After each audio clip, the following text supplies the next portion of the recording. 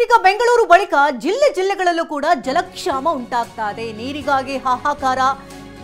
ಇಡೀ ರಾಜ್ಯದಾದ್ಯಂತ ನೀರಿನ ಸಮಸ್ಯೆ ಉಲ್ಬಣ ಆಗಿದೆ. ದಿನೇ ದಿನೇ ಖಾಲಿ ಆಗ್ತಾ ಇದೆ ಕಬಿನಿ ಜಲಾಶಯದ ಒಡಲು.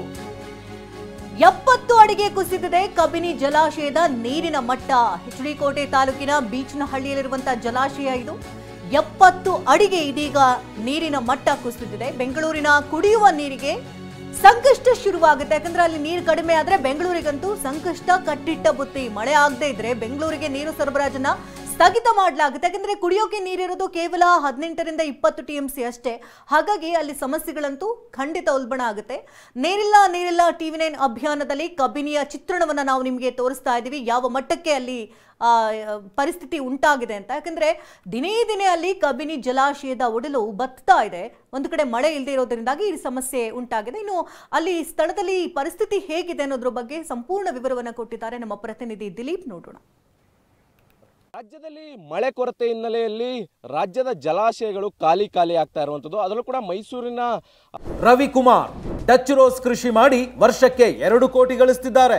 ನೀವು ಕೂಡ ಅವರಿಂದ ಕಲಿಬೇಕಾ? ಅವ್ರ ಜೊತೆ ವಿಡಿಯೋ ಕಾಲ್ನಲ್ಲಿ ಮಾತಾಡಬೇಕಾ? ಈಗಲೇ ಫ್ರೀಡಮ್ ಆ್ಯಪ್ ಡೌನ್ಲೋಡ್ ಮಾಡಿ.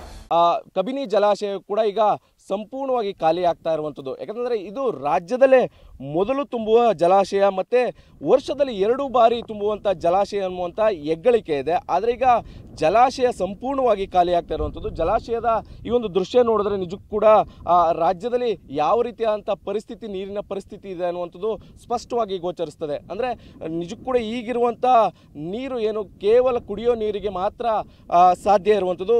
ಯಾವುದೇ ರೀತಿಯಾದಂಥ ಕೃಷಿ ಚಟುವಟಿಕೆಗೆ ಬಳಕೆ ಮಾಡಲಿಕ್ಕೆ ಸಾಧ್ಯ ಇಲ್ಲ. ಯಾಕಂದರೆ ಇದು ನಾಲೆಗೆ ಹರಿಸುವಂಥ ಸ್ಥಳ ಅಂತ. ಬಲದಂಡೆ ನಾಲೆ, ಕಬಿನಿ ಬಲದಂಡೆ ನಾಲೆ ಏನಿದೆ, ಬಲದಂಡೆ ನಾಲೆಗೆ ಈ ಒಂದು ಗೇಟ್ಗಳ ಮೂಲಕ ನೀರನ್ನು ಹರಿಸಲಾಗುತ್ತೆ. ಆದರೆ ಈಗ ಸಂಪೂರ್ಣವಾಗಿ ನೀರು ಕುಸಿದಿರುವ ಕಾರಣಕ್ಕೋಸ್ಕರ ಕೃಷಿಗೆ ಯಾವುದೇ ರೀತಿಯಾದಂಥ ನೀರನ್ನು ಕೊಡಲಿಕ್ಕೆ ಸಾಧ್ಯ ಇಲ್ಲ. ಸುಮಾರು 1 ಲಕ್ಷ ಹೆಕ್ಟೇರ್ಗೂ ಹೆಚ್ಚು ಪ್ರದೇಶಕ್ಕೆ ಈ ಒಂದು ಜಲಾಶಯವನ್ನು ಅವಲಂಬಿಸಿರುವಂಥ ರೈತರಿಗೆ ಈಗ ದೊಡ್ಡ ರೀತಿಯಲ್ಲಿ ಹೊಡೆತ ಬಿದ್ದಿರುವಂಥದ್ದು. ಈಗ ಸಂಪೂರ್ಣವಾಗಿ ಜಲಾಶಯ ಖಾಲಿ ಆಗ್ತಾ ಇರುವಂಥದ್ದು. ಇನ್ನೊಂದು ಸ್ವಲ್ಪ ದಿನ ಹೋದರೆ ನಿಜಕ್ಕೂ ಕೂಡ ಕುಡಿಯೋ ನೀರಿಗೂ ಹಾಹಾಕಾರ ಉಂಟಾಗುವಂಥದ್ದು. ಜಲಾಶಯ ಎಷ್ಟರ ಮಟ್ಟಿಗೆ ಖಾಲಿಯಾಗಿದೆ ಅನ್ನುವಂಥದ್ದು ಈ ಒಂದು ದೃಶ್ಯ ನೋಡಿದ್ರೆ ಕಾಣಿಸುವಂಥದ್ದು. ಸುಮಾರು 12 TMC ಅಷ್ಟು ನೀರು ಇರುವಂಥದ್ದು. ಅದರಲ್ಲಿ 4 TMC ಅಷ್ಟು ನೀರು ಡೆಡ್ ಸ್ಟೋರೇಜ್ ಆಗಿದೆ. ಕೇವಲ 8 TMC ಅಷ್ಟು ನೀರು ಮಾತ್ರ ಕುಡಿಯೋ ನೀರಿಗೆ ಬಳಕೆಗೆ ಇರುವಂಥದ್ದು. ಇನ್ನೇನು 1 ಅಥವಾ 2 ತಿಂಗಳ ಕಾಲ ಈ ಒಂದು ನೀರು ಈಗ ಕುಡಿಯೋ ನೀರಿಗೆ ಸಾಕಾಗುತ್ತೆ. ಆದರೆ 2 ತಿಂಗಳಲ್ಲಿ ಮಳೆ ಬರದಿದ್ದರೆ ನಿಜಕ್ಕೂ ಕೂಡ ದೊಡ್ಡ ರೀತಿಯಾದಂಥ ಹೊಡ್ತಾ ಇರುವಂಥದ್ದು. ಯಾಕಂದರೆ ಈಗಾಗಲೇ ಬೆಂಗಳೂರಿನಲ್ಲಿ ನೀರಿಗೆ ಹಾಹಾಕಾರ ಉಂಟಾಗಿರುವಂಥದ್ದು. ಬೆಂಗಳೂರಿನಲ್ಲಿ ನೀರಿಗಾಗಿ ಪರದಾಡುವಂಥ ಪರಿಸ್ಥಿತಿ ಎದುರಾಗಿದೆ. ಈ ಒಂದು ಜಲಾಶಯದಿಂದಲೇ ಬೆಂಗಳೂರಿಗೆ ನೀರನ್ನು ಕೊಡುವಂಥದ್ದು. ಈ ಕಾರಣದಿಂದಾಗಿ ಒಂದು ರೀತಿಯಲ್ಲಿ ನಿಜಕ್ಕೂ ಕೂಡ ದೊಡ್ಡ ಆತಂಕ ಇರುವಂಥದ್ದು. ಜಲಾಶಯ ಈಗ ಖಾಲಿ ಆಗ್ತಾ ಇರುವಂಥದ್ದು.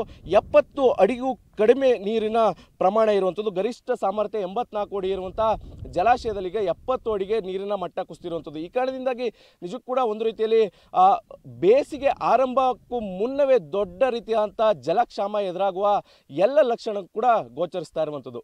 ಕ್ಯಾಮರಾ ಪರ್ಸನ್ ಪ್ರಮೋದ್ ಜೊತೆ ದಿಲೀಪ್ ಚೌಧರಿ, TV9 ಮೈಸೂರು.